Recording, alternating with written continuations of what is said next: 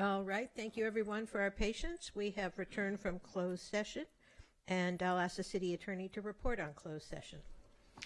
Items 1A and 1B on the closed session calendar were discussed with no reportable action taken. Well, thank you very much. I just want to remind anyone who might be watching us at home or think they might leave early to listen to us on KCRW. KCRW is not airing the city council meeting tonight. They're having a pledge drive. So if you want to hear us, you either have to stay here live or watch us on TV. That's right. And if you want to give KCRW money, I'm sure they'd be happy to take it. All right. Can we call agenda item number 2, please? Item 2A is recognition of Donna Peter, Director of Human Resources. I recognize her. That's her. Are you sure? I'm not sure these days.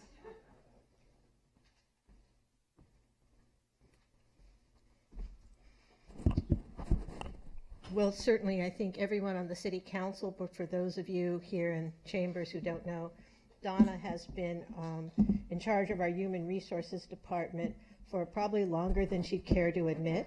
And as you probably all also know, human resources is among the most important thing that a city does, because anything the city wants to accomplish, we have to accomplish through our people.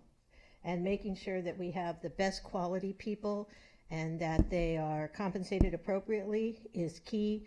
And Donna has really navigated what can be treacherous waters like that very well. I'm not going to read the commendation because it would bore you all. Suffice it to say that Donna began with the city in 2001, and since that time has become an integral part of our family. And even though she is leaving us on a day-to-day basis, she will always be part of the Santa Monica family. So on behalf of the entire city council, including the members who couldn't be here tonight, Donna, I just want to present you with this commendation, let you know how much I personally appreciate everything you've done and how much the council appreciates it.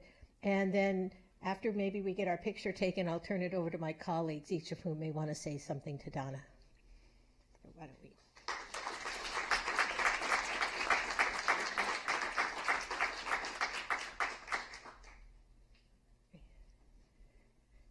All right. Would any of the council members like to speak? Well, just expand a little bit on what Gleam said about the importance of your role in your position for the last decade. We depend for all the things our residents expect of their city council on the work done by city employees. And we're very cognizant of that fact, and it is you who have helped put together that team for us. And for that, I'm very grateful. Thank you. Sue? So Don and I have worked a lot together, particularly through the audit subcommittee. And we've had better meetings and worse meetings, but I literally couldn't have done it without you. I mean, this has been when we did the compensation study. Donna had to explain what civil service was to, and literally it was like starting at 0, and she took all of us to 100. You've just been phenomenal in everything. I'm so grateful to you, and I'm so angry that you're leaving me. So I'll be calling you at home. Pam?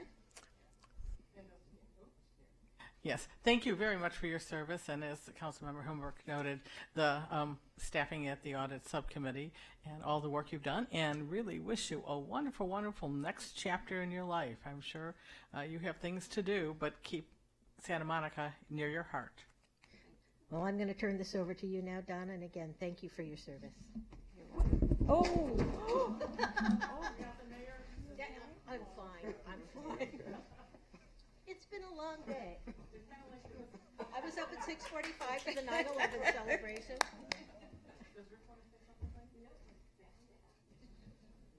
Do you want to say something?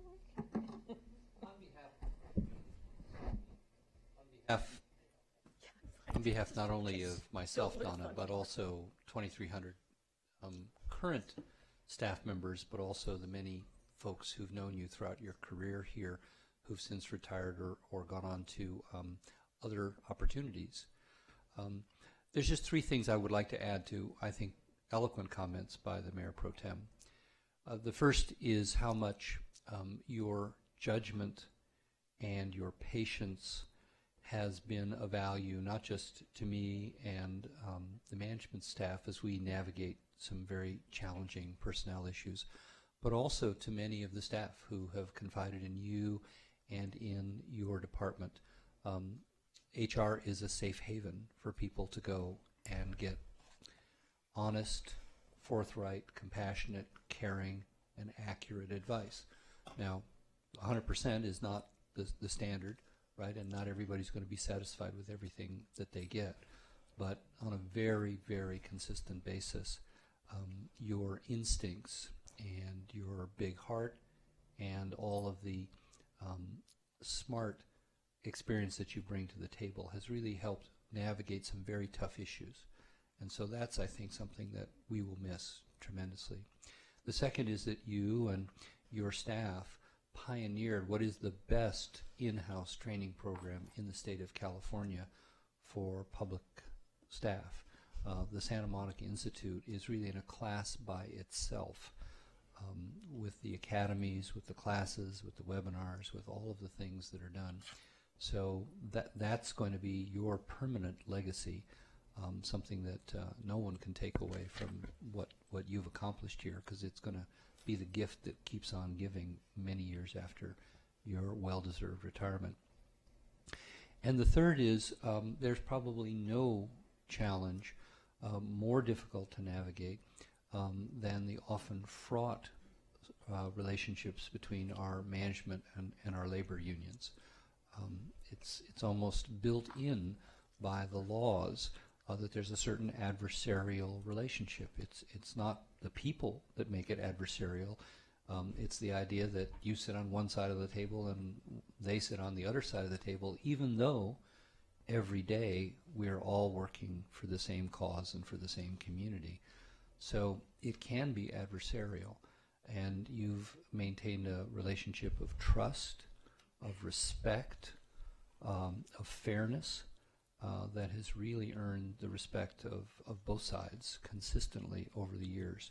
So those are remarkable personal dimensions that you've contributed to this community, and we will miss them, but they will go on as the standard against which we'll try to uphold in the years to come. Thank you. And I think our Assistant City Manager would also like to say a few words.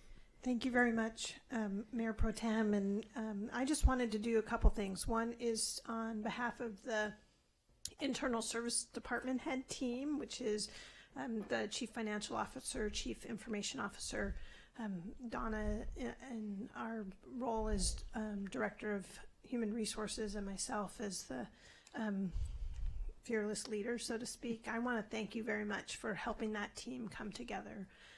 We are here to serve the organization, and I think service above self, while it is another organization's motto, I think is true not only for Donna, but many of the staff members who are part of the HR team who are here tonight to show their support and respect for Donna. And so I just wanted to take this opportunity and thank you for welcoming me back to the city after a long hiatus.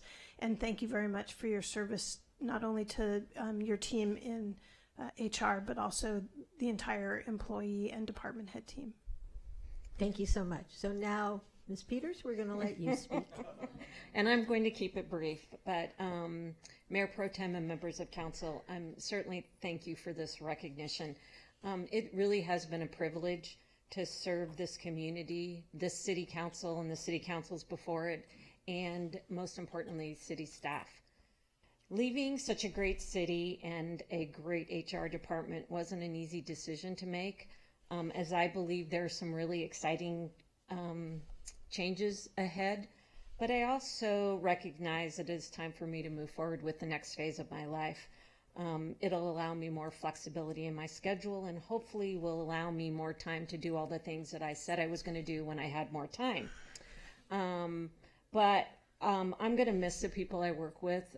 It's one of the most, I think it's one of the things that makes work so enjoyable for me are the people. and I'm going to miss them. I'm also going to miss the challenges this position has presented to me. I can honestly say there's never been a dull day here in Santa Monica. I'm sure some of you feel that way as well. I know my staff and I laugh about that periodically. And then finally, I just want to publicly acknowledge the Human Resources staff, because without them, I couldn't have accomplished any of the things I set out to do as director, and I did have goals when I became the director, and it certainly wouldn't have been nearly as much fun. This HR team works incredibly hard and strives to provide really top-notch customer service. They truly want what's best for the city and its citizens and for its employees, and I will miss them tremendously.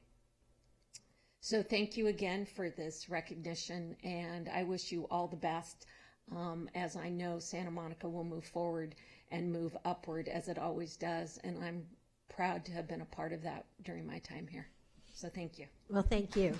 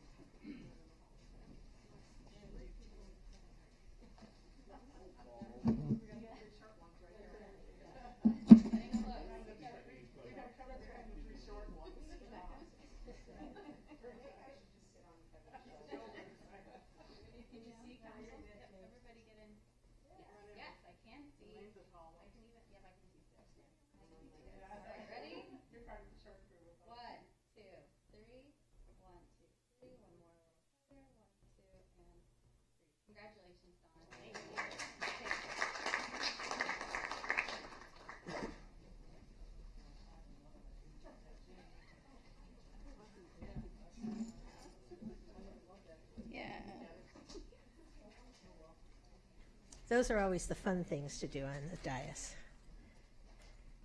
All right, I think the clerk has a question for us all. Yes. Does anyone have any brief reports on travel since the last meeting? I do. All right, Councilmember McEwen. As Santa Monica's director on the board of the Clean Power Alliance of Southern California, I spent part of last week in Monterey for a meeting of the California CCA organization. CCA is Community Choice Aggregators. That is when a community chooses to provide its residents electricity through a community organization rather than through the investor-owned utility. So as part of this, and getting ready for our bringing cleaner, cheaper electricity to Santa Monica in February of next year, we talked about the regulatory framework, some of the financial burdens that the investor-owned utilities may try to hand off to the CCAs as they make that transition. And most excitingly, we talked about the opportunities for community improvements, for distributed energy resources, for job creation, that all this is going to mean for a community like Santa Monica. We are part of a 31-member consortium in Southern California with the 2 counties of Los Angeles and Ventura and 28 other cities, proudly bringing 100% renewably resourced electricity to our customers. And that's a big choice. You know, the state just passed a law that says that there'll be 100% renewable in California by 2045, I think. So we'll be beating that by 26 years. Not bad. Great, thank you. Any other reports? Not seeing any. I think we'll move on to item 3. Item 3 is consent calendar. All items will be considered and approved in one motion unless removed by a council member for discussion. You have one request to speak. And I would like to announce, because there are only 4 council members currently present, that item 3, there are 2 items that require budget or either appropriation. So item 3F can be continued to another meeting, to the October 9th meeting. And then item 3G, staff would ask that that item be pulled and to vote on the resolution. And then the second part, there's an authorization for a grant, but to continue the budget part. All right, I think what we'll do is hear from the public first, and then we can do those housekeeping items, if that's all right. All right, Denise Barton for 2 minutes.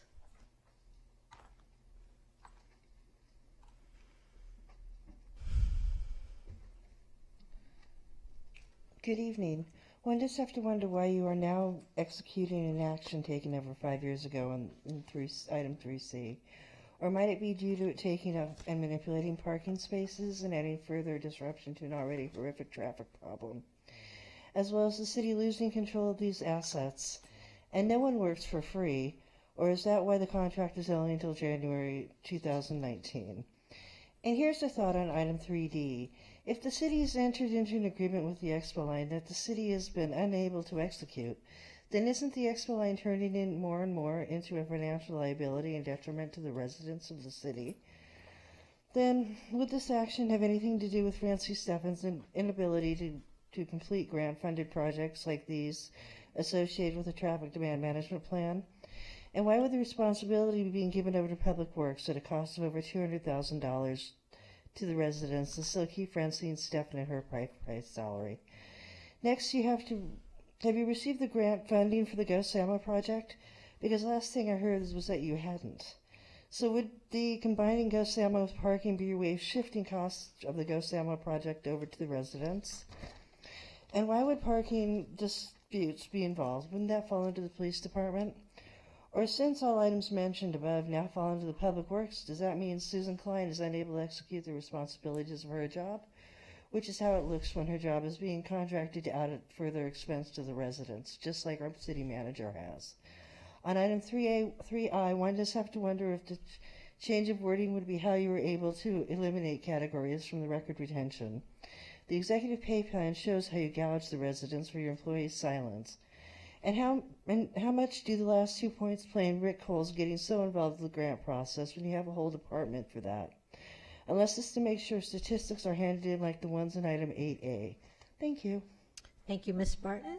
I think, as the clerk noted, we have a couple of housekeeping items. I'm going to move that we continue item 3F to our next regular meeting. I think we can do that with a voice vote. All those in favor say aye. Aye. Aye. Any opposed? Any abstention? Great. And then I'm going to pull item 3G so we can break it down and move the things we can move tonight and put off the things we cannot do tonight. Are there any other items that council members would like to pull? I'll move the remainder of the consent calendar then. Second. All right. Moved by Councilmember McEwen, seconded by Councilmember Himmelrich. Let's vote. Councilmember O'Connor, Yes. Councilmember Himmelrich, Yes. Councilmember McKeown, Yes. and Mayor Pro Tem Davis. Yes. That passes unanimously of the council members present. All right. With regard to item 3G, we certainly don't need a staff report. I think the way we need to break it down, if I'm correct, is that I will move that we adopt the resolution authorizing the application for grant funds in an amount up to $175,000 from California Coastal Commission Local Coastal Program LCP Planning Grant Program for the Planning and Community Development Department, and authorize the city manager to execute all necessary documents to apply for the grant, accept the grant if awarded, and accept all grant renewals if awarded. Second. May we have a roll call vote? Councilmember Kim? Yes. Councilmember Himmelrich? Yes. Councilmember O'Connor? Yes. And Mayor Pro Tem Davis. Yes. And then I move that we continue the question of authorizing the budget changes outlined in the financial impacts and budget action section of this report until the next regularly scheduled meeting. Second. I think we can do that with a voice vote. All those in favor say aye. Aye. Any opposed? Any abstentions? Great. Thank you very much. Well-oiled machine. So next we have item 7A. It's the second reading and adoption of an ordinance amending Chapter 3.12 and Section 4.55065 and 10.08460 of the Santa Monica Municipal Code to clarify the update regulations pertaining to the operation of electric bicycles, electric personal assisted mobility devices, electrically motorized boards, low-speed vehicles, and motorized scooters in locations including the beach bike path, city parks, and municipal pier. I move 7A. All right. Moved by Councilmember Himmelrich, seconded by Councilmember O'Connor. Is there any discussion? No? Then we'll have a roll call vote. Councilmember Kim? Yes. Councilmember Hemmerich? Yes. Councilmember O'Connor? Yes. Mayor Pro Tem Davis? Yes, so that passes unanimously among the four of us present. Next, we have introduction is 7B, introduction and first reading of an ordinance amending Santa Monica Municipal Code Section 2.24.071 and update public work contract requirements, award of bid number SP 2524 to 8 general contractors to provide as-needed general construction services, and authorization of the city manager to execute a master on-call task order service agreement with the pre-qualified contractor once the ordinance becomes effective. And you have one request to speak. All right, thank you. We'll hear the staff report. Ms. Klein? So, thank you. Good evening. I'm here to quickly introduce our new city architect. I realize she hasn't had the chance to present in front of council, so I wanted to give a brief introduction. So Rebecca Abano has been with us for several months already. It's gone by very fast. So she'll be presenting on behalf of Architecture Services tonight. She was with the city of Los Angeles for almost 30 years. So she comes to us with a tremendous amount of municipal experience and a wide array of architectural projects and experience and sustainable design and construction from Los Angeles. So we're very happy to have her here tonight. So with that, I'll welcome up Rebecca.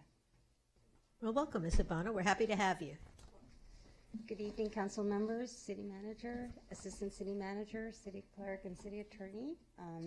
What we have in front of you is a request, actually it's the first reading, to amend ordinance SMC 2.24.071, which is the municipal code and public works contracts.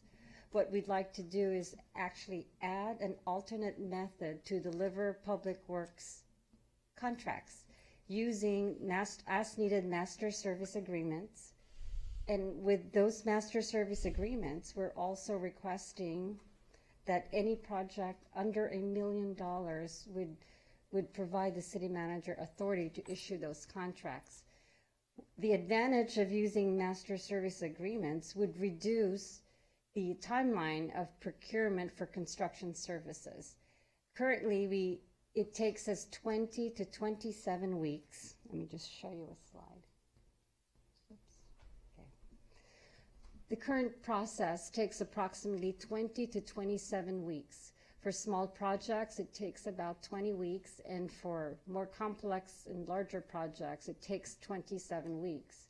From bid preparation to online bidding, bid evaluation, staff report writing, and execution of contract. Using a master services agreement, which is going to be approved by the city council, it doesn't include dollars in the agreement, and it gives each agreement a limit of $5 million.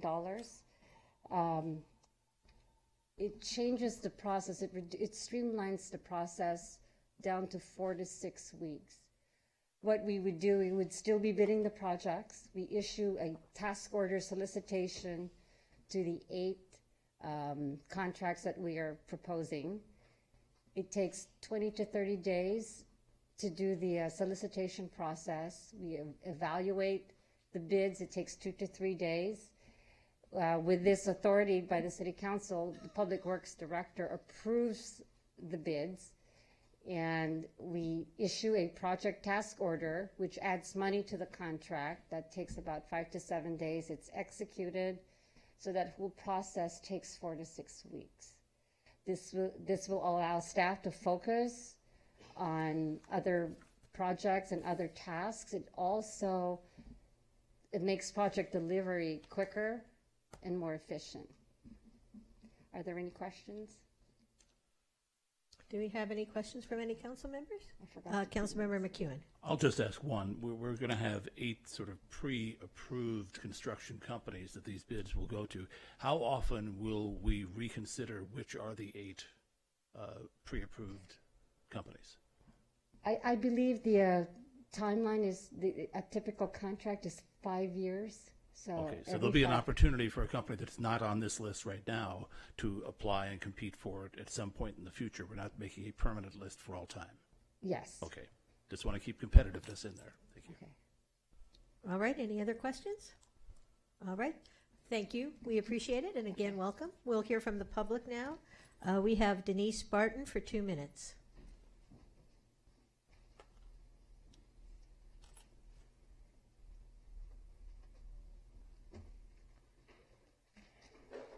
Good evening, Mr. Cole. You know your city looks very dysfunctional and like no one's in control when you allow the department heads to make decisions such as this. Another $40 million for contractors for unspecified reasons. I have to again ask why Susan Klein is in charge of a department that she's unable to manage. Although by lessening the workload for her, like Francine Steffen, who can't complete her projects in a timely manner either, really does make city staff not qualified for their positions, including Mr. Cole, who's contracted out himself many of his duties.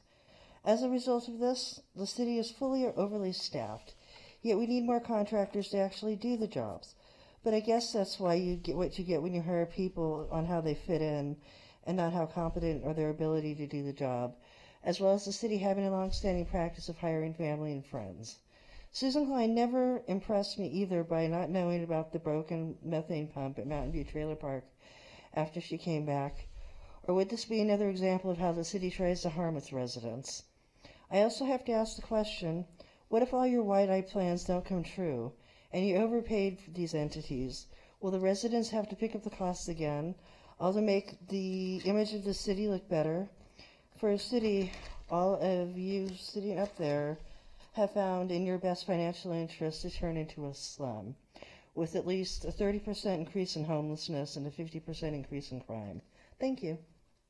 Thank you, Ms. Barton. The matter is now before the council. I move that we introduce this on first reading. Second. All right, moved by Councilmember McEwen, seconded by Councilmember O'Connor. Any discussion? Seeing none, we'll have a roll call vote, please.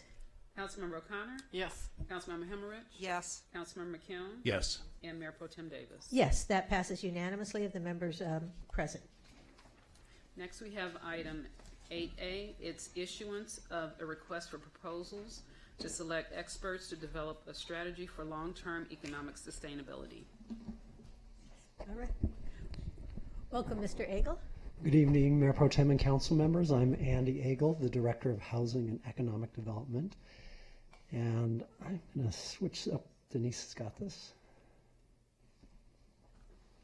So before you tonight is consideration of the next stage in the development of our strategy for long-term economic sustainability. As you'll recall, we've envisioned this as a two-phased process, with the first phase, which started approximately a year ago when you first held a study session on this item, which consisted of intensive research and public discussions among experts to help identify priorities for moving forward. And phase two, which would begin tonight with your approval, involves the city working with a team of experts to develop a strategy that addresses the priorities while reflecting our values and what makes Santa Monica unique. To quickly recap where we've been during phase one, staff has spent considerable time and energy reviewing reports and studies related to expected changes in the economy, including attempting to identify precedents for this effort, which frankly we really didn't find. We're kind of breaking ground on our own here. In that context, staff has also reviewed the city's existing plans and policies, ranging from our land use plans to our cultural master plan to the strategy for a sustainable local economy, in order to ensure that our priorities for economic sustainability are grounded in Santa Monica's broader policy and planning framework. Staff has also participated in a variety of conferences focused on the future and its relationship to the economy. And finally, we've taken part in 2 public events where we asked experts to grapple with the issues we're facing.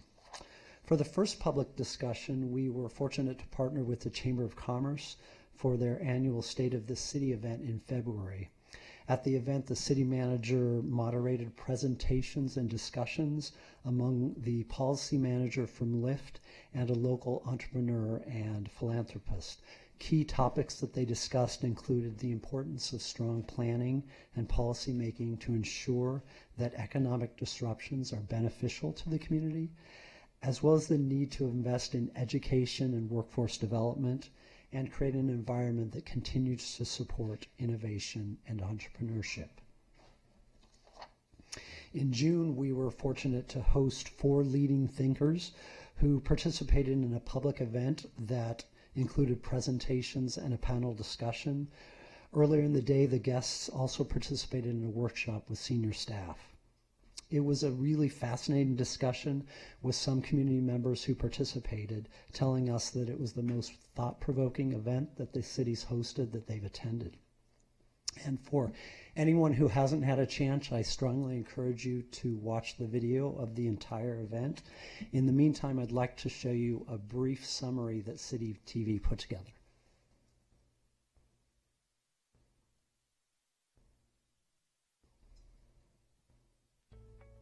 Disruption is not necessarily a bad word.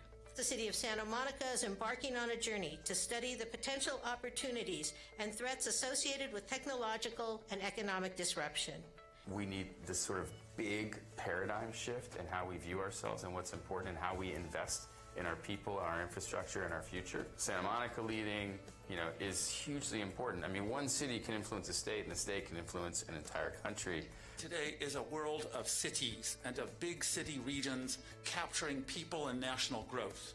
This is where we're heading. We're heading towards shared autonomous electric transportation where literally you curate from the time somebody wakes up till the time they go to sleep. And so this future is coming, and it's going to be integrated into the cities that we have today. We're thinking about the land use implications, the urban design, the transportation and real estate, and even more importantly is, what are the outcomes to the changes that are going to have to be made?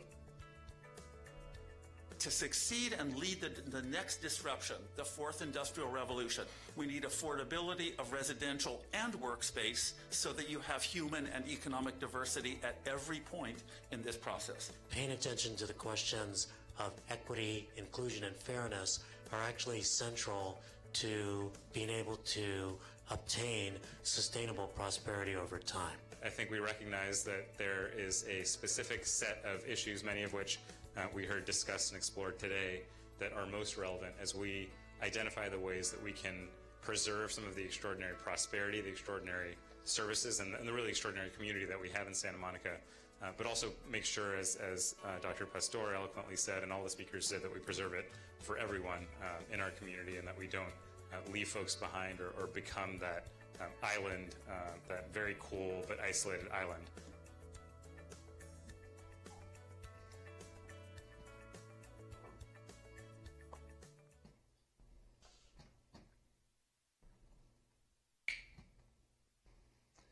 So it's just a quick taste of what happened that night. I encourage any council members of the public who haven't had an opportunity, please look at the full video, and we also summarize some of it in the attachments to your staff report. So going forward, as we think about the next phase of developing the strategy, we think it's important to develop a framework for prioritizing some of the key issues before us. And as we've completed our research and listened to experts, we've considered which global trends will likely have the greatest effects on Santa Monica's economy, as well as where we're likely to see those effects. And so in looking at these trends, we've asked ourselves 5 questions. First, what is the level of risk for Santa Monica? What's the level of opportunity for Santa Monica? What will likely have the greatest impact on Santa Monica's economy? Fourth, how likely is it that the change or advancement will occur? And finally, is the change or advancement something that the city can realistically respond to? After asking these questions, we've identified some key findings that we believe will lead us into the next phase of strategy development. So I'd like to invite Julie Wedig to walk you through the key findings. And as you recall, Julie is our first management fellow, part of our strategy to cultivate the next generation of leaders in public service. And in the coming months, we'll introduce you to 2 other management fellows who started this summer. Julie's been the driving force behind this initiative, doing everything from taking on the intensive research to identifying speakers for our public forums, to actually handling all of the logistics for the Day of Disruption that we held in June. So I'd like to invite Julie up to walk you through this. Thank you, Mr. Akel. Welcome, Ms. Wedden. Thanks, Andy. Good evening. So the big headline for our findings is that 3 underlying major global trends, artificial intelligence, user options, and connectivity, will have significant effects in Santa Monica on work, transportation, and retail. So how are we defining these global trends? Artificial intelligence, or AI, moves past basic automation, which trains machines to do repetitive tasks, and incorporates listening and learning to adapt and create new value in things like decision-making and movement. Artificial intelligence isn't a new field necessarily, but with growing computing power and big data globally, AI's ability to affect growth and change in the economy is building exponentially. Looking forward, AI will continue to help computers become better at performing physical and cognitive tasks that only previously could be done by humans. And by performing tasks that might typically be time or resource intensive, AI has the potential to make people and capital more productive. For example, virtual assistant tools may read through emails, prioritize them, and attach relevant documents and other files for office workers. Another example is in the pharmaceutical field, where AI may be used to predict the outcomes of medical trials. As it becomes easier for organizations to develop and bring to market products and services at breakneck speeds, user options are growing and diversifying at remarkable rates. In the same vein, users are adopting those new products and services faster than ever. An example provided by Jonathan Wetzel from McKinsey at this year's LEEDC Economic Forecast demonstrates this trend. Within the realm of mobile internet, he explained that it took more than 100 years between the invention of the landline telephone and the development of the web. It then only took 16 years between that and the development of the first iPhone. And of course, the speed of market adoption for the iPhone has been exponentially faster than adoption for the landline phone. Customization is another big piece of the user options trend. Cost and barriers to produce and deliver tailored options to users are decreasing, which means that consumers have better accessibility to products and services that best suit individual preferences and needs. The third global trend accounts for connectivity of people to each other, organizations, as well as to information, products, and services. And this is all through improvements in technology, transportation, and infrastructure. Working groups, supply chains, and people across regions and countries are growing ever more connected to one another. So how will the underlying global trends in artificial intelligence, user options, and connectivity potentially affect work, transportation, and retail locally? So to begin, AI will continue to take on tasks that typically would require a human to perform, especially simple and repetitive ones. This means that there will be added emphasis on human, creative, and complex tasks. For example, people may spend less time aggregating and processing information and spend more time on decisions and ideas that utilize analysis produced by computers.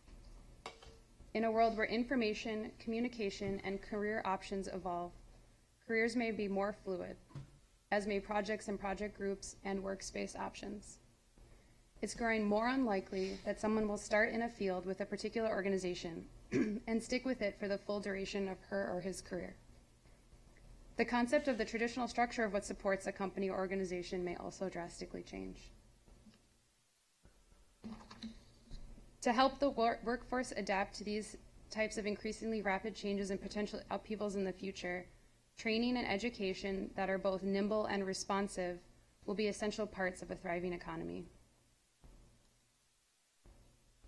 One prospective technology that seems a likely result from advances in AI and connections between physical and technological infrastructure is autonomous vehicles. When you consider the potential advent of fully autonomous vehicles that speak to each other and a city's information network, plus the growing popularity of transportation network companies like Uber and Lyft, and other fleet-based services, a vision for how people get around and what streets look like becomes different from the ecosystem today. As companies more quickly innovate and deliver transportation options that complement or compete with existing modes, public agencies will have to adopt new policies and strategies to avoid projected increases in congestion and greenhouse gas emissions, as well as deliver efficient and equitable mobility.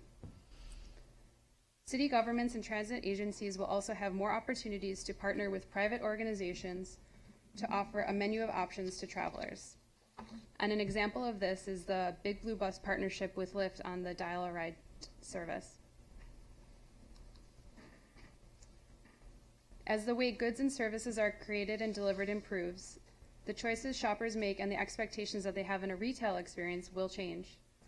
Inventory management technology continues to advance, and products awaiting almost immediate delivery are becoming available. It's possible that e-commerce will take over the majority of basic everyday goods purchases, and it will be competitive with brick-and-mortar stores on purchases that can be tailored to consumer needs and preferences. While these trends in retail will present challenges to brick-and-mortar stores, customers will still be in search of unique experiences and local products from places that they visit in person. Focusing on a city's unique character and tying local flavor into shopping experiences may help physical stores that are already facing existing industry pressures from oversaturation of retail space. This trend may actually prove particularly beneficial for Santa Monica, which maintains a strong community culture celebrating its history, place, and values. And finally, in the context of the goods movement, it's likely that demand for delivery trips will grow immensely. It will become incredibly important for cities to manage how goods move through a community. We'll have to face questions like, how can we manage a future where unchecked swarms of drones and robots crisscross the community on the way to their intended delivery stops? We're already beginning to see how these three major global trends are playing out in the realms of work, transportation, and retail. AI user options and connectivity will continue to change the way our cities work and our economy works. This is just the beginning, and we're headed for a future of accelerated disruption. So with that, I'll hand it back to Andy, who will discuss our plan moving forward to build a long-term economic sustainability strategy that incorporates these findings. Thank you.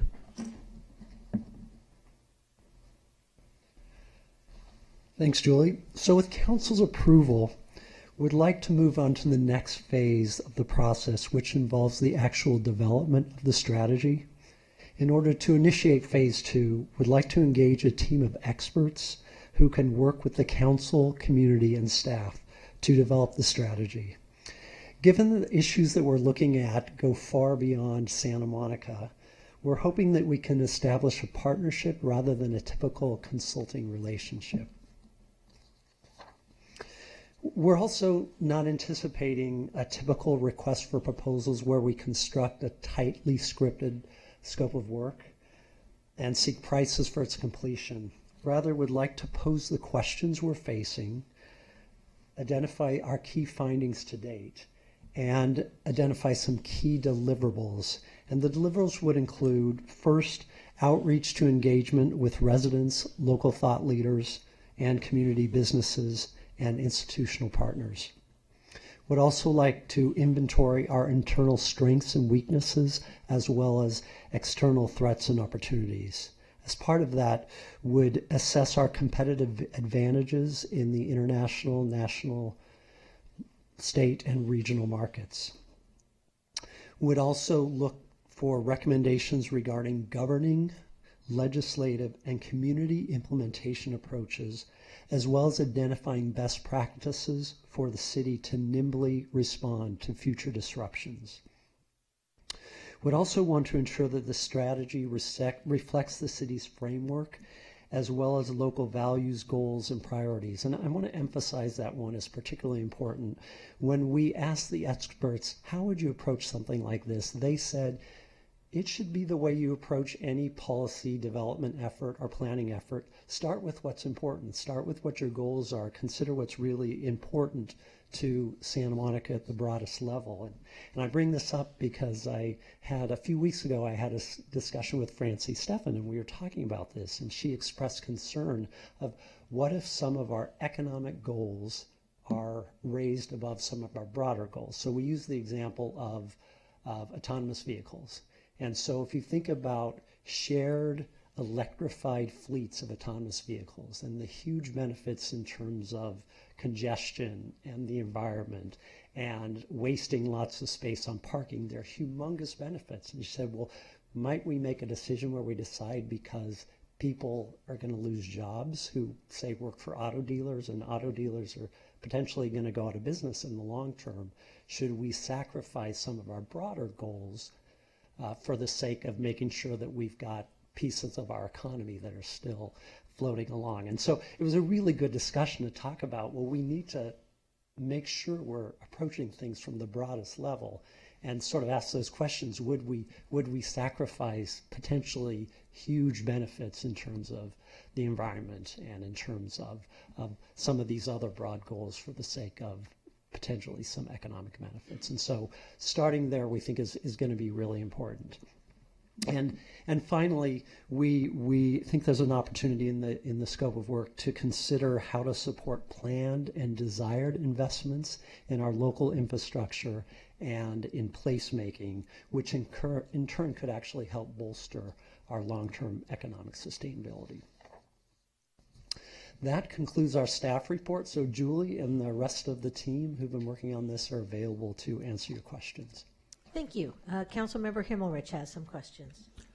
Well, I have at least one question, and I have to say that hearing what you said makes me concerned about people. I mean, a city is ultimately made up of the people who live here. I'm worried about what jobs people are going to be doing, what jobs that people who are currently doing the jobs you say will no longer be done by people will be doing, and how anybody will make a living and be able to, to rent an apartment or put food on their table. I'm having trouble seeing what this apocalyptic world is going to look like.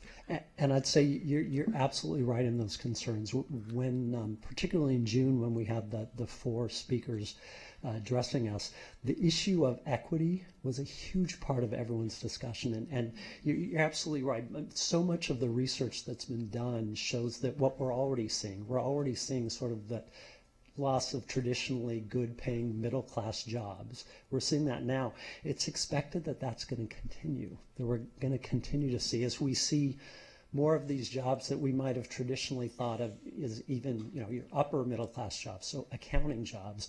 I hate to say this to the dais, but some things that attorneys do. I mean, that type of, I know, how dare I say that? But that watch it, 50% of us up here tonight are attorneys. I understand, so I'll be careful, but that some of these things that traditionally there have not been those opportunities for AI, that there's going to be an opportunity for do those types of tasks, though that they're huge, huge potential negative repercussions there.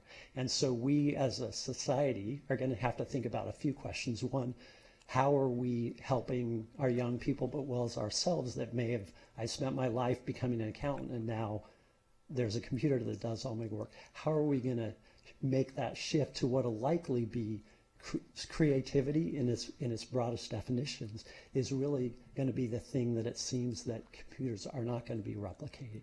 The second thing, and this is something that one of our speakers brought up, is that we may see, and there's a lot of debate on this. So the Pew Charitable Trust did a survey of economists and asked the question of job losses related to automation and AI.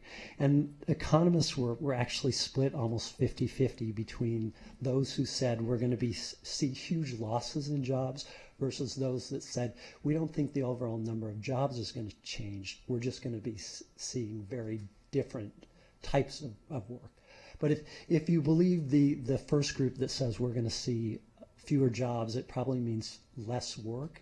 And we may need to then think about our social network in Santa Monica, in this country, and that you've probably seen where lately a lot of discussion of universal basic income is coming from tech companies who are seeing that this may be our future, and we may need to think in a different way about the social contract that we've got in this country.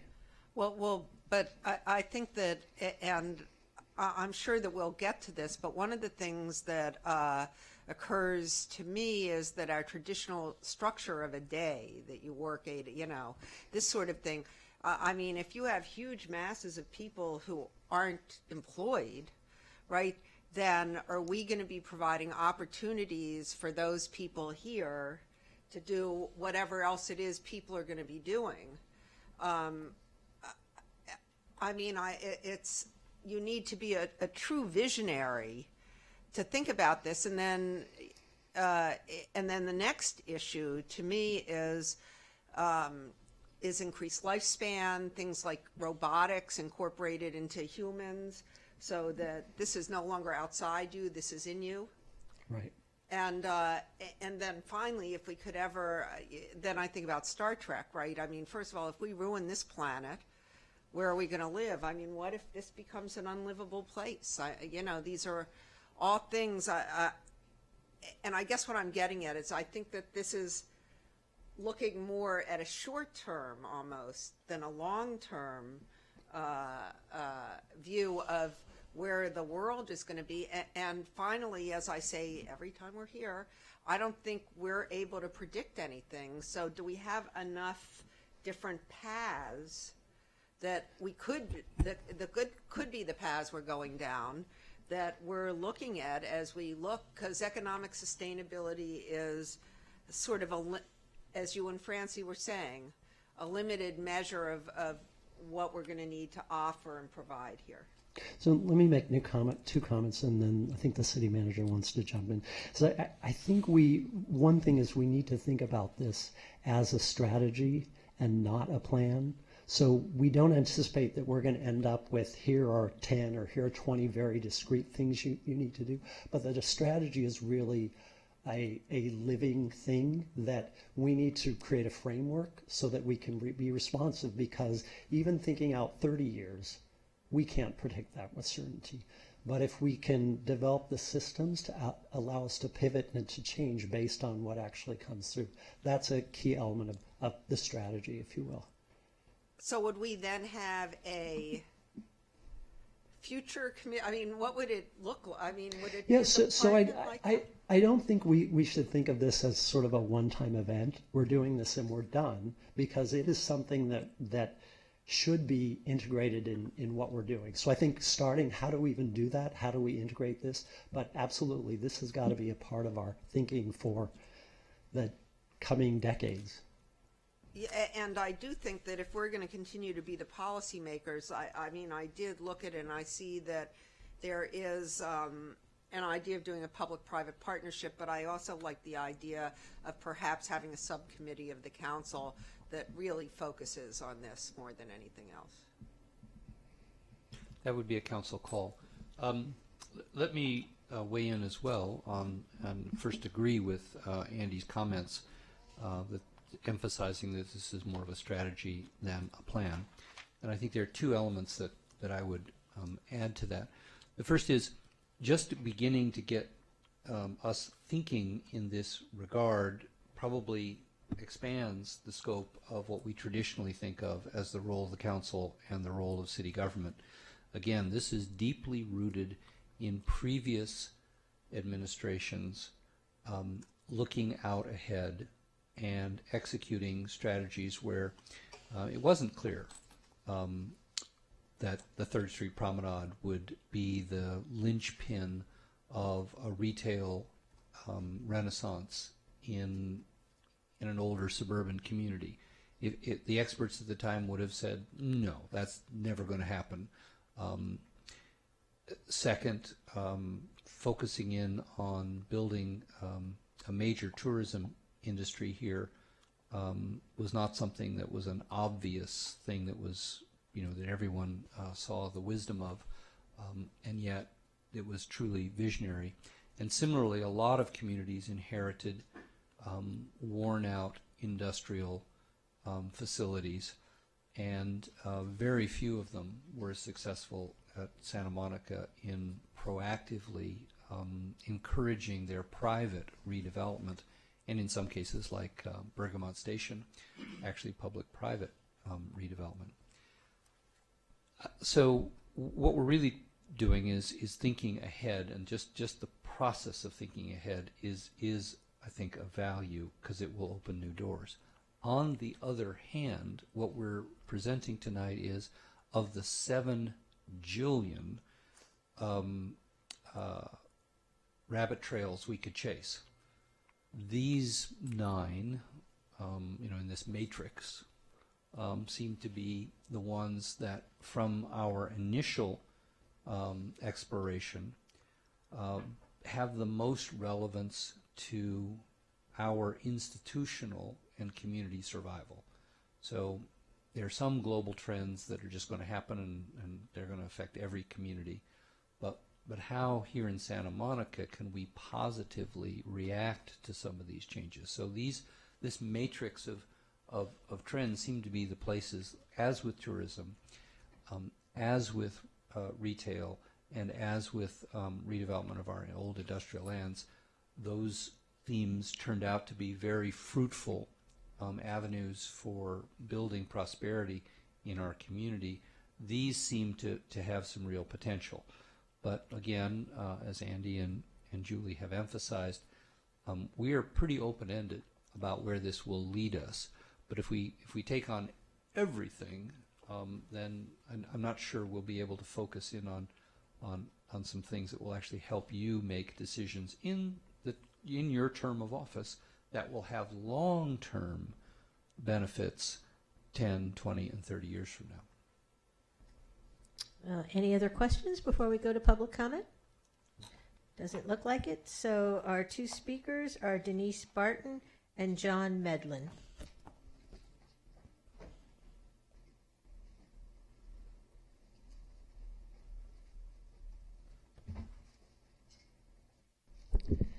Good evening. The competency of the prepared greatly comes out in the staff report in attachment F, who is Andy Engel.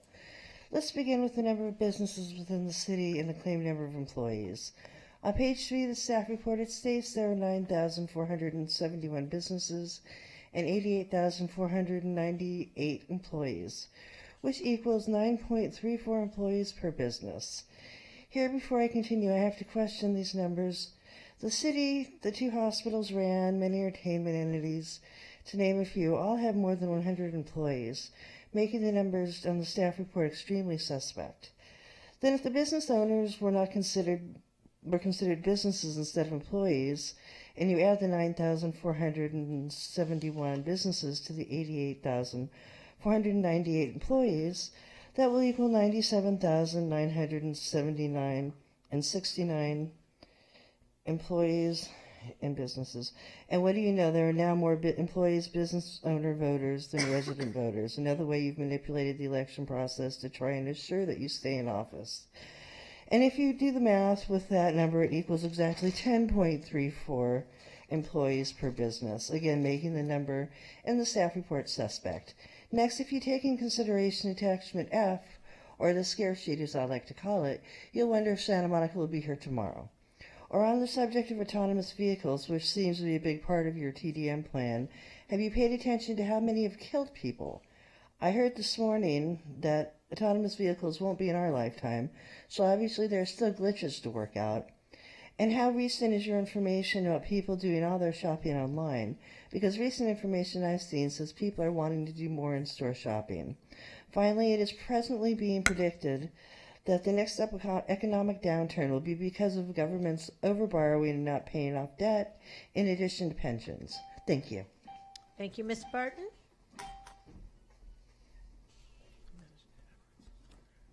Mr. Medlin? Good evening. Oh, it moves. It moves! Great presentation. I've been living here for 22 years. When I first moved here, I would come to your meetings, but after spending more than one night at 1, 2 o'clock in the morning, I haven't been here in about 10 years. So I noticed there's still some people who were here 20 years ago, so it's nice to see you. It was an interesting presentation.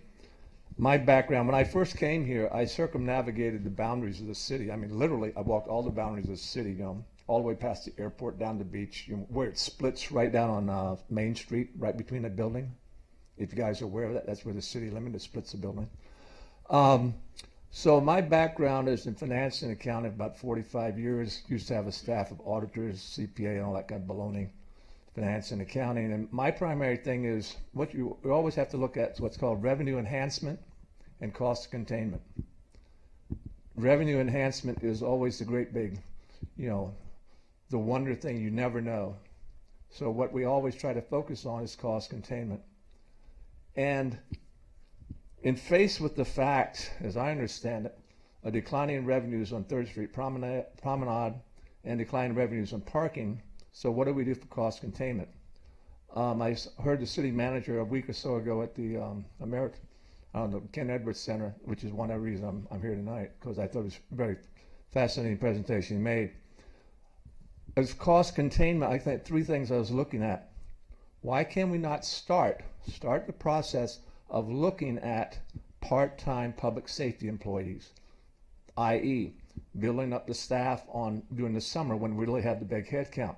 I spoke to police chief. I know unions, police union, fire unions, that's not a happy camper thing, but we have to look at ways of cost containment. Second thing, Big Blue Bus, number 12 does not go anywhere in the city. And also, all this fancy, why don't we enhance walking? Thank you, Mr. Medlin. All right, Council, the matter is before us. Councilmember McEwen? Well, the agenda talks about developing a strategy for long-term economic sustainability, but frankly, we being Santa Monica, I think what we're going to get ourselves into here is design considerations for a livable and equitable society, because these are 2 intertwined concepts for people like us here in Santa Monica. I was a physics major in college, so unsurprisingly, I was a voracious reader of science fiction. And it turns out the fascinating part of science fiction is not the science. It's the exploration and speculation on the social impacts of applied technology. That's where it really gets interesting, and that's what we get to live with here in Santa Monica. It was 50 weeks ago tonight that we all sat here and spent several rather enjoyable hours speculating on what the future might bring to Santa Monica. But let's face it, not a single one of us that night knew that within the next 50 weeks there'd be a $2 billion company located in Santa Monica providing electric scooters for rent on our streets. That close, and we didn't see it coming. A lot of people in town didn't see it coming. Some people in town see Bird as the cutting edge of micro-mobility for the future urban lifestyle. For other people in Santa Monica, Bird is a 4-letter word. And that's, by the way, it's going to be with a lot of the new technological things we see coming. We know that in Berkeley right now, they have robots delivering goods from stores, particularly from restaurants, foods to people's homes. So you'll see like a little ice cooler device with wheels rolling down the sidewalk delivering this stuff. So we see that coming. We know that cannabis is now legal in California. So what happens when those deliveries of cannabis start happening in those little drone robot things? What happens when our sidewalks are full of pot bots? Pot bots, you heard it here first. So, I mean, there's a lot of things here. The best we can probably do is to better understand how to be prepared for things we don't know are coming. And to look at the things that we can foresee coming, autonomous vehicles, that sort of thing, and say ahead of time, how can we deal with this? What kind of legislative and economic constraints, controls can we have so that they don't sneak up on us from behind like the electric scooters did? Now, tonight, I don't think we need to go through a far-ranging discussion of speculation, because it would be speculation. Tonight, our staff has come back to us 50 weeks later and said, based on what you told us, here is the structure we think would best allow us to explore what you told us was going to be important. So I'm going to move the staff recommendation because I think that is the next step for us to take. All right. Councilmember Himmelrich.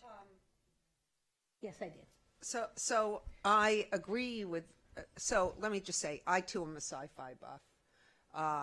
And one of the things about that, and I agree with Councilmember McEwen, is it makes you think about all the different worlds you could be living in or your kids could be living in. and what they'll look like. And some of them are terrible, and some of them are heaven. So I think that we're striving for heaven here, and not, Soylent Green. What can I say? And I do think that that our goal should be economic sustainability in a livable and equitable society. And I think that we need to talk about this often. And I agree that we were taken unawares by the scooters, and I've said several times since that this is going to happen again and again and again. And because of the rapid rate of change, it's going to happen even more frequently. So it's not going to be the 16 years between the web and the iPhone, or, this is going to be things that we can. I say to people all the time, what do you think the next thing is going to be? And there are people out there who are thinking about this all the time. I don't know who they are. We may not know who they are at all, because they probably aren't in our little world. They probably are in philosophy departments and no, I'm not joking. And they aren't urban people. They're people who think about issues in a different way than, and look, I know a couple of the people who were involved in the discussions here, but I think we may need to cast a wider net, an even wider net, and be talking to people who are not on a normal screen in our lives. I don't quite know how to find them, but I bet Julie can figure it out. So,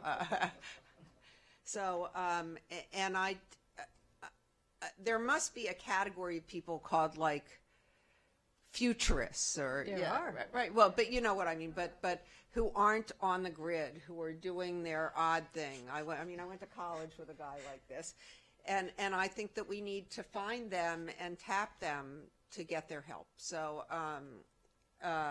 so with that said, I'm supporting the motion, and more than the motion, I'm supporting Councilmember McEwen's vision of what our real project is.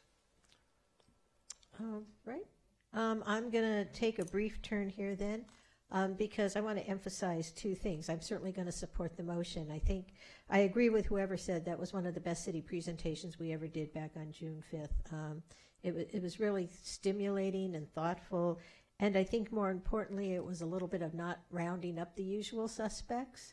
They were people who came from different places and brought insights into Santa Monica, as opposed to sort of relying on our own internal expertise, which was really quite illuminating. But I do want to say a couple of things, because I do think when we talk about a strategy for long-term economic sustainability, it begs the question to some extent, economic sustainability of what? Which is it the city?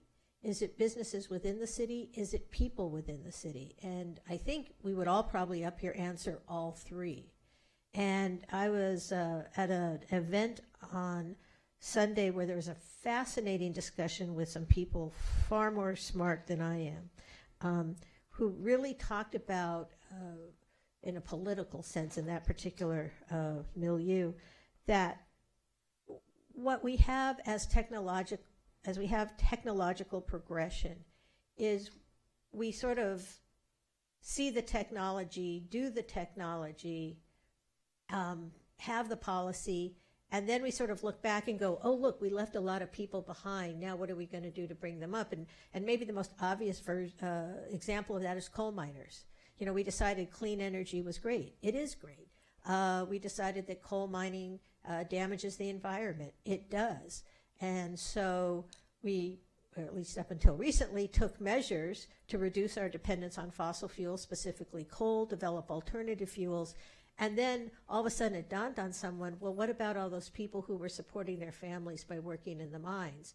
And then there was this pie in the sky discussion about, well, we'll just turn them all into computer technicians, except people who were working in coal mines didn't want to become computer technicians. And they didn't want to be told they had to move from beautiful West Virginia, because West Virginia is a beautiful state, to Silicon Valley to learn to be computer technicians, or to go to the city where the jobs were. And so to me, that was really interesting because I think Councilmember McEwen was talking about this. We tend to put people last when we talk about things like economic sustainability. We have all these grandiose plans or strategies or tactics, and we start to implement them, and then we go, oh, look, there's this whole group of people that we didn't think about. Now what are we going to do with them? So the two comments I have are, one is I would really like to see that whatever, and I know this is going to be a different RFP and a public-private partnership, but I would really like to include in there an emphasis on how do we integrate educating people in our community, one, about these changes, because the other thing I was going to say is one of the biggest impediments to being agile and adapting to change is resistance to change.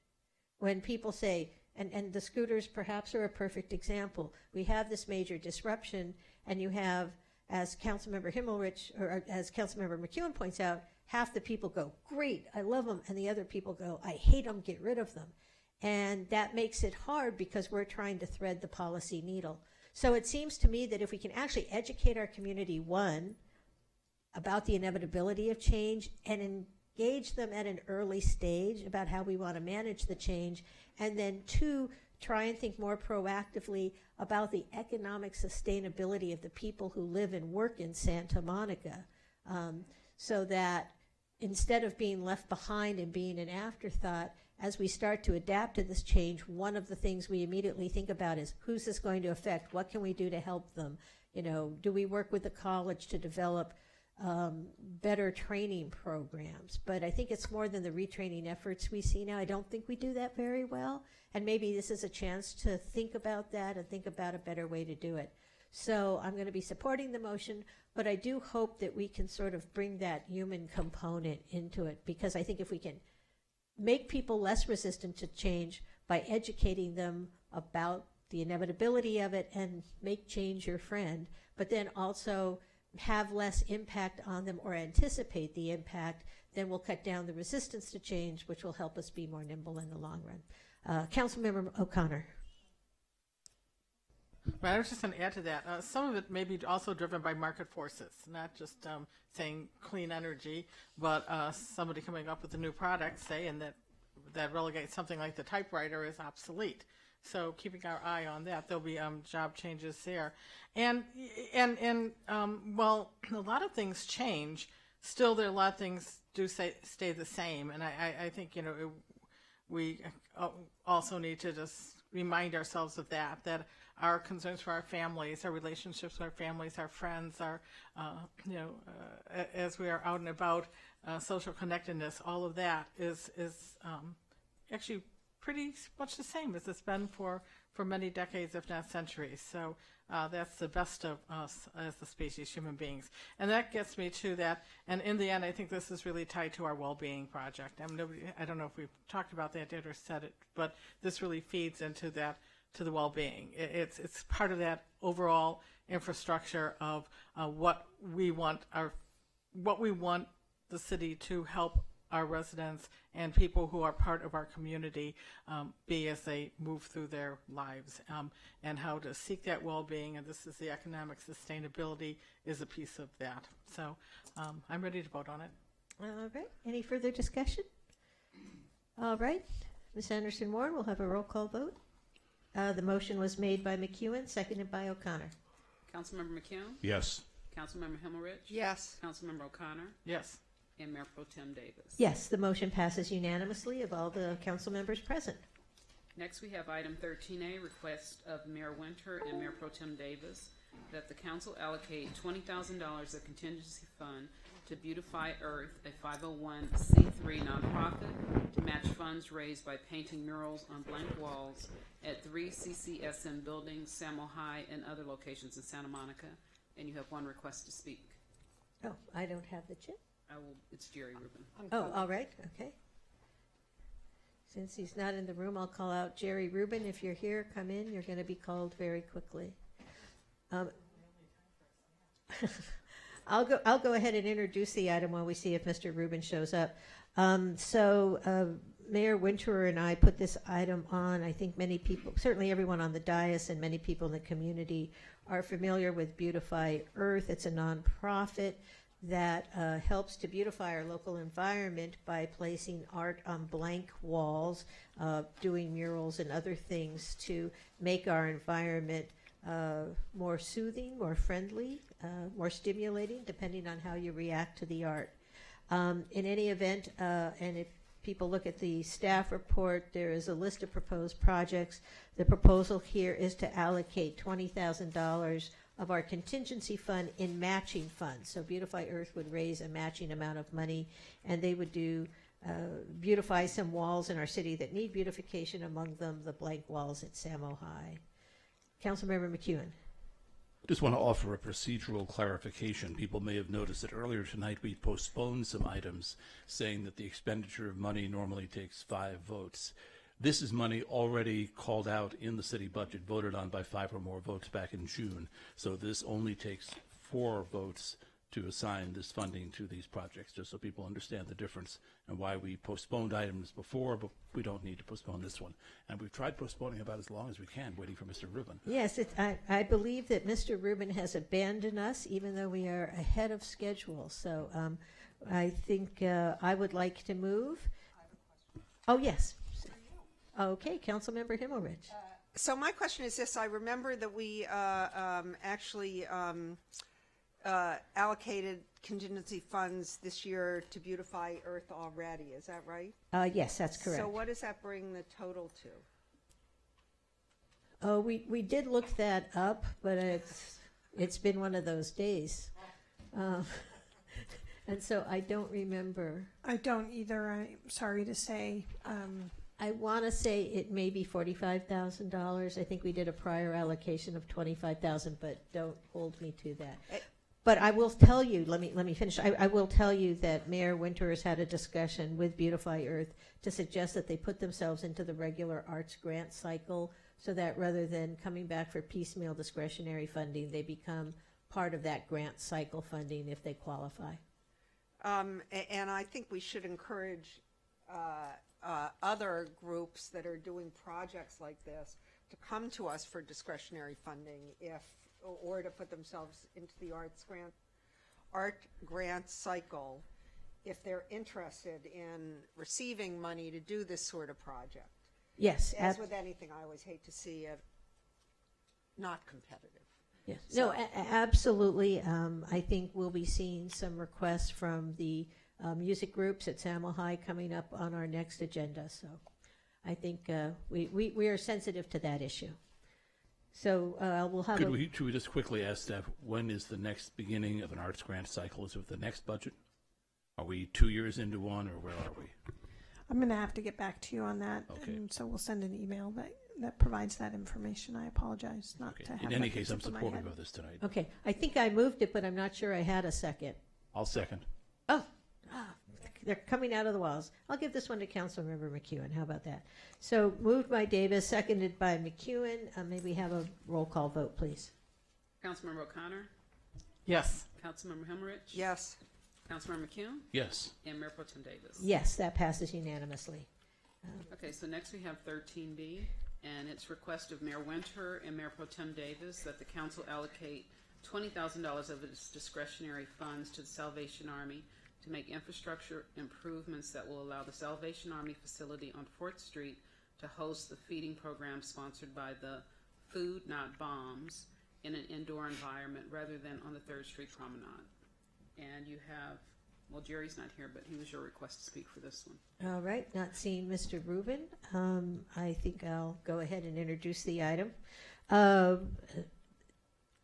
I have to commend people within downtown Santa Monica, the Salvation Army, and the people who've been conducting the feeding program on the North Block of the 3rd Street Promenade. They've been working tirelessly for a number of months to look for a solution to take what has been a problematic feeding on that North Block of the Promenade and look for a humane and dignified alternative.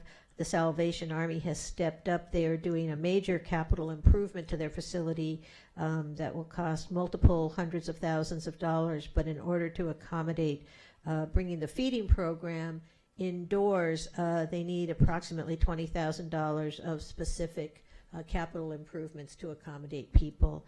And not only will this remove what has been a problem on the North Block of the 3rd Street Promenade, but we've secured commitments from West Coast Care to offer services to people during the indoor feedings, and downtown Santa Monica ambassadors are going to support cleanup to make sure that Salvation Army staff is not overly burdened.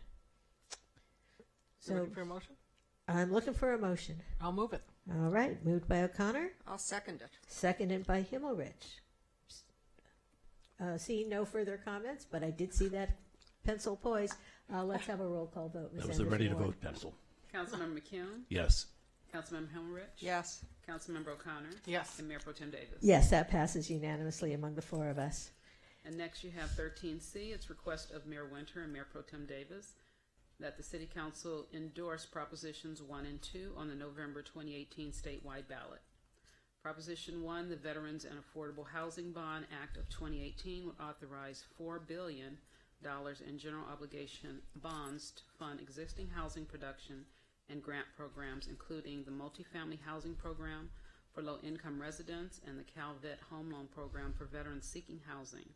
Proposition 2 authorizes up to $2 billion from the Mental Health Services Act enacted by the voters via initiative on the November 2014 ballot to establish the No Place Like Home program to finance permanent housing for individuals with mental illness who are homeless or at risk of chronic homelessness. Locally supportive housing developers would be able to leverage affordable housing trust funds with No Place Like Home financing to increase the production of affordable housing for homelessness, and you have no request to speak. And I'll be brief because I think that description adequately describes what we'll be asking the council to do. And obviously both Prop 1 and Prop 2 are consistent with our stated strategic goals, both of addressing the scourge of homelessness and maintaining diversity within our community. Councilmember McEwen. In supporting this, we will be addressing a concern that we're hearing a lot in our community about the increase in homelessness here in Santa Monica, as well as throughout the region, throughout the state. What's important to realize is we know the cure for homelessness. It's housing, and that's what these bonds will provide. So I'll be supporting this. All right. Then I'll entertain a motion. Was that I'll a motion? move it. All right. Moved by Himmelrich. Second. Seconded by McEwen. Seeing no further request to speak, let's have a roll call vote. Oh, actually, we can do this by a voice vote because it doesn't involve money. So all those in favor say aye. Aye. Any opposed? Any abstention? Wonderful. We'll notify everyone that we are indeed supporting both Props 1 and 2. Next item, Ms. Anderson. Next is public input. Public comment is permitted only on items not on the agenda that are within the subject matter jurisdiction of the city. State law prohibits the City Council from taking any action on items not listed on the agenda, including issues raised under this agenda item, and you have one request to speak. All right. Art Casillas. Your friend.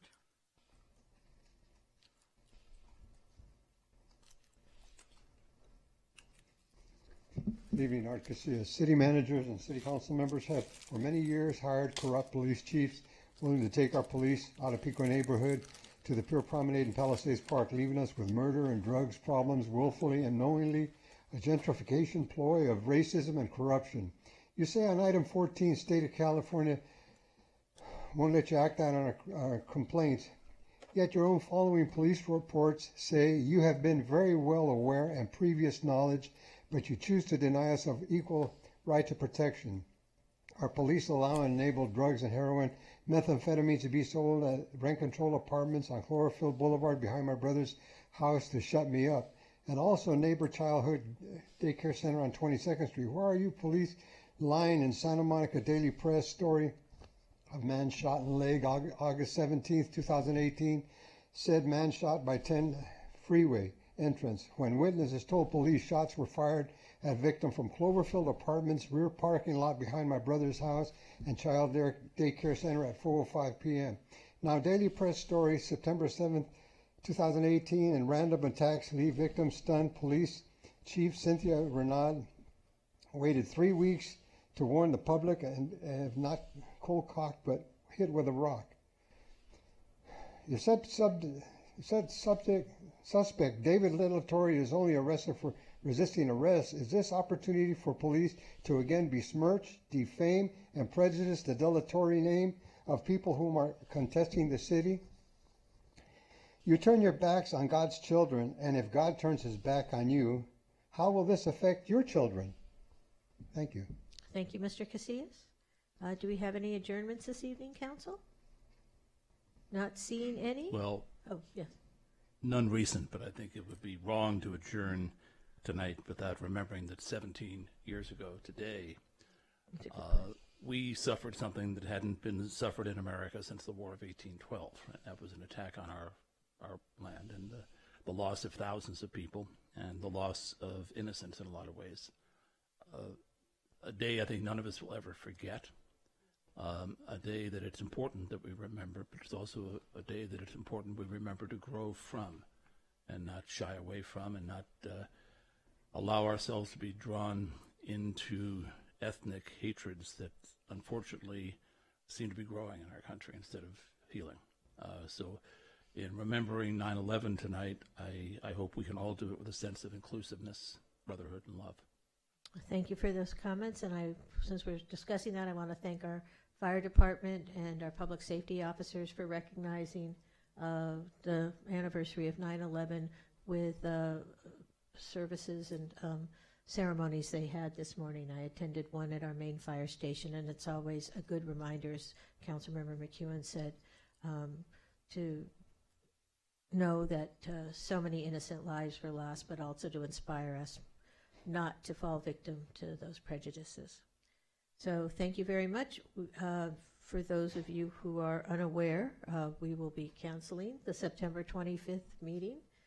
We did not have sufficient items to hear, and so everyone gets a free night off. So our next meeting will be October 9th, our next regularly scheduled meeting. We will see you then. Have a good evening.